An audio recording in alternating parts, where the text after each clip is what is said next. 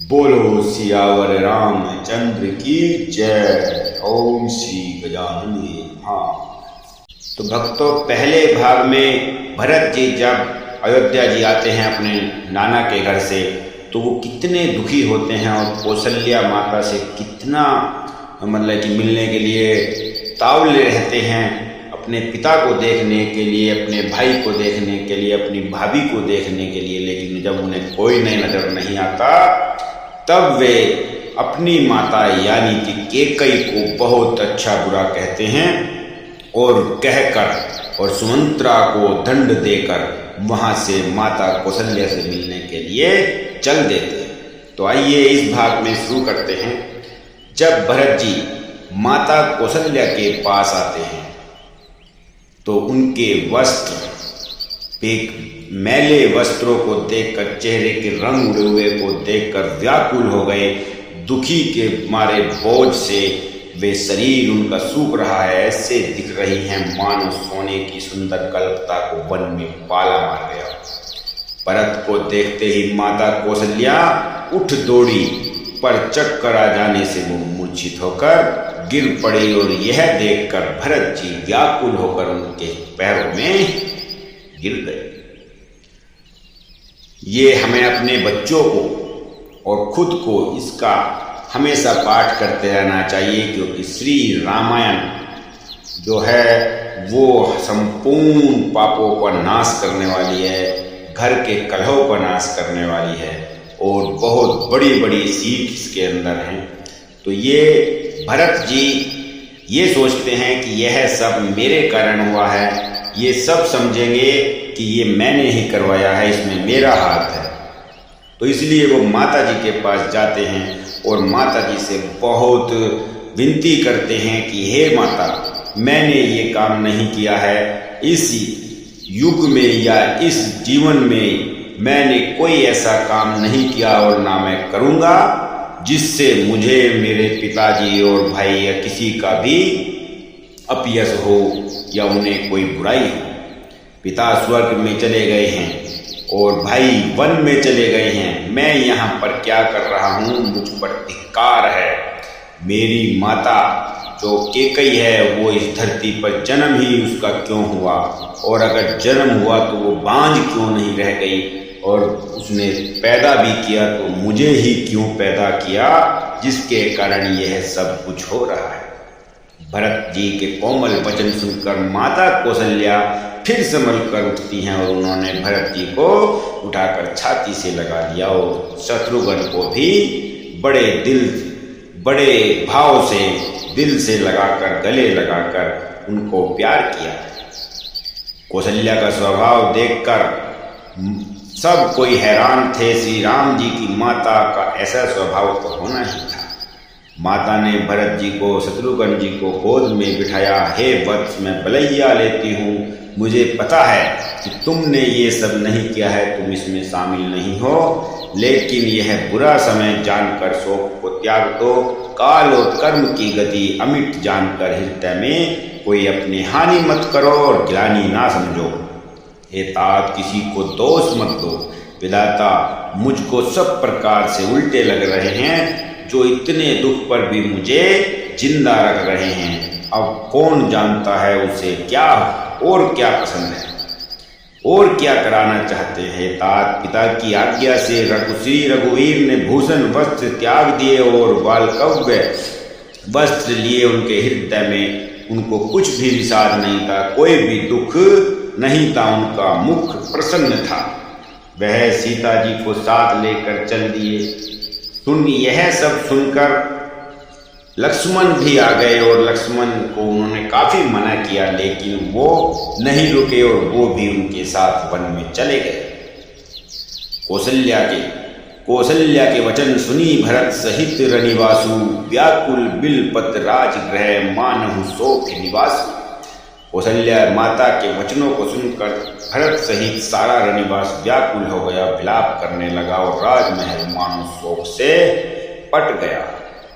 भरत जी ने सब माताओं को पुराण और वेदों की सुंदर कथाएं कहकर समझाया। दोनों हाथ जोड़कर भरत जी छल रहित, पवित्र और सीधी सुंदर वाणी बोले, जो पाप माता पिता और पुत्र के मरने से होते हैं, और जो गौशाला और ब्राह्मणों को के नगर जलाने से होते हैं, जो पाप स्त्री और बालक की हत्या करने से होते हैं, जो मित्र और राजा को जहर देने से होते हैं, यह सब अगर मैं इसमें शामिल हूँ तो इसकी सजा मुझे दे।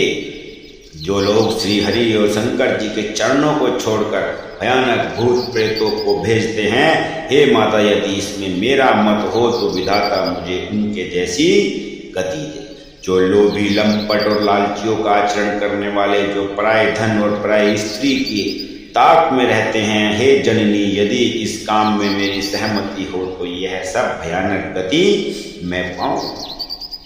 जिनका सत्संग में प्रेम नहीं है, जो अभागे परमार्थ के मार्ग से विमुख है, जो मनुष्य शरीर पाकर श्री हरि का भजन नहीं करते, जिनको हरि हरि भगवान विष्णु और शंकर जी का श्रेयस नहीं सुहाता है, जो वेद को छोड़कर वेद मार्ग को छोड़कर काम वेद प्रतिकूल मार्ग पर चलते हैं, जो ठग हैं और वेश बनाकर जगत को छलते हैं, हे माता यदि मैं इस भेद को जानता भी हूँ तो शंकर जी मुझे उन लोगों की जैसी गति दे। माता कौशल्या जी क्या कहती है? मातु भरत के वचन सुनी साचे सरल सुभाए, कहती राम प्रिय तात तुम सदा वचन मन काए। माता कौशल्या भरत जी के स्वाभाविक ही सच्चे और सरल वचनों को सुनकर कहने लगी कि हे तात, हे पुत्र, तुम तो मन वचन और शरीर से ही श्री रामचंद्र जी के प्यारे हो। शरीर तुम्हारे प्राणों से भी बढ़कर प्राण प्रिय है, श्री राम तुम्हारे प्राणों से भी बढ़कर प्राण प्रिय है, और तुम भी श्री रघुनाथ जी को प्राणों से भी अधिक प्यारे हो। और ज्ञान हो जाने पर भी चाहे मिट न मोह न मिटे, पर तुम श्री रामचंद्र जी के प्रतिकूल कभी नहीं हो सकते, यह मैं जानती हूं। तब वामदेव जी वह रात पूरी बैठे बैठे ऐसे ही निकल गई, और जब सुबह हुई तो तब वामदेव जी और वशिष्ठ जी आए। उन्होंने सब मंत्रियों तथा महाजनों को बुलाकर फिर मुनि वशिष्ठ जी ने परमार्थ के सुंदर समय अनुकूल वचन कहकर बहुत प्रकार से भरत जी को उपदेश दिए।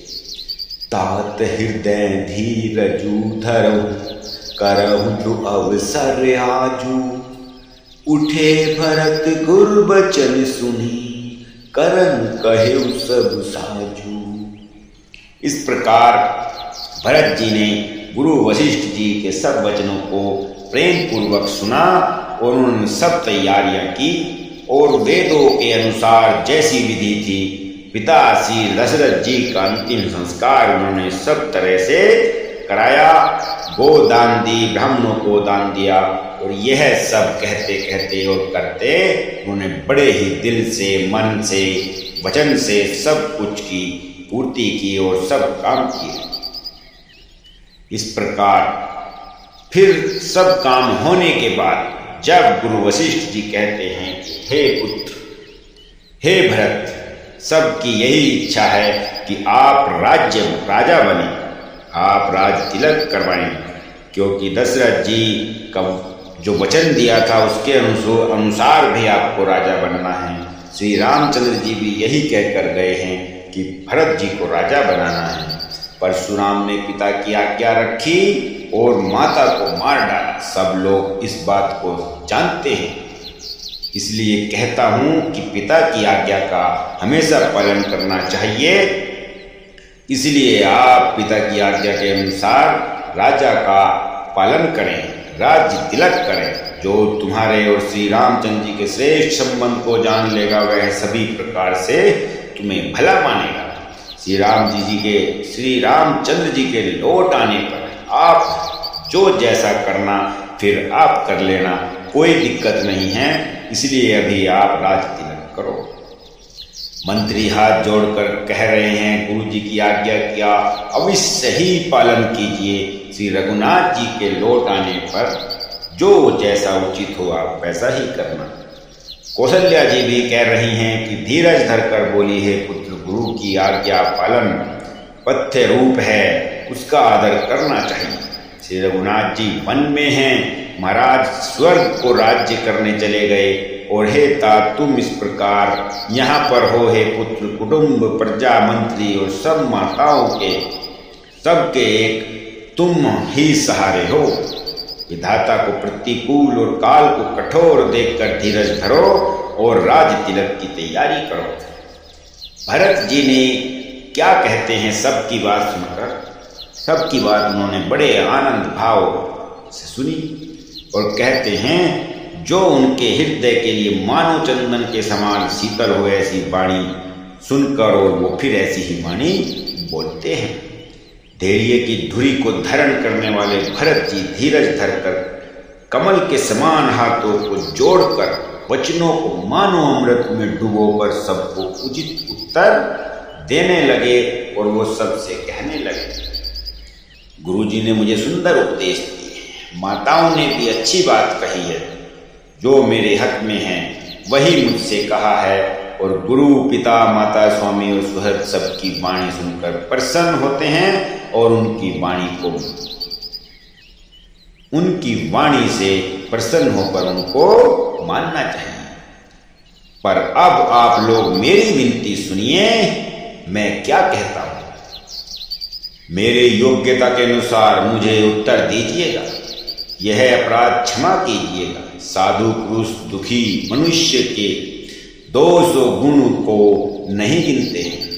पिताजी स्वर्ग में चले गए हैं, श्री सीता जी, राम जी वन में हैं और मुझे आप राज्य करने के लिए कह रहे हैं।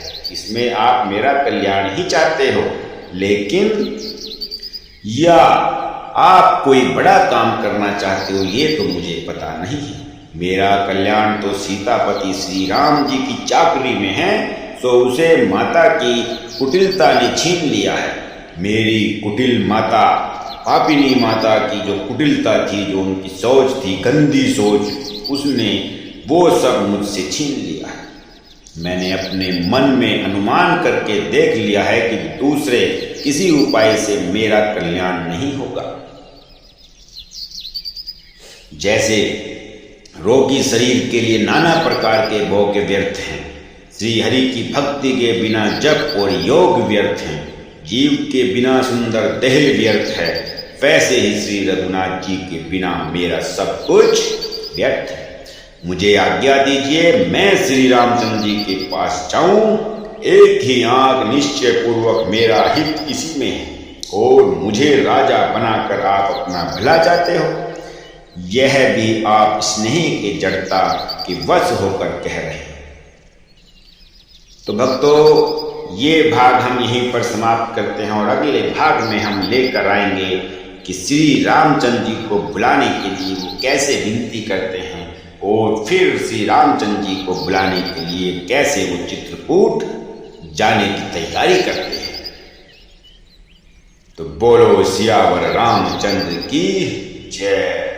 अगर आपको संपूर्ण रामायण जो मैं कथा के रूप में लेकर आ रहा हूं, अगर आपको थोड़ी सी जैसी भी अच्छी लगती हो तो वीडियो को लाइक करें और शेयर करें और मेरे चैनल को सब्सक्राइब कर लेना। A to Z वैदिक ज्ञान पर आपको यहाँ पर आर्थिक संबंधित, धार्मिक, सनातन धर्म सब संबंधित वीडियो मिलती हैं। एक ही चैनल पर आपको मिलेगी सब वीडियो जो हमारे जीवन में सफलता की ओर, शुद्धता की ओर और सही आचरण की ओर ले जाती हों और हमें कामयाबी के पथ पर भी ले जाती हो। तो फिर से जय श्री राम, जय।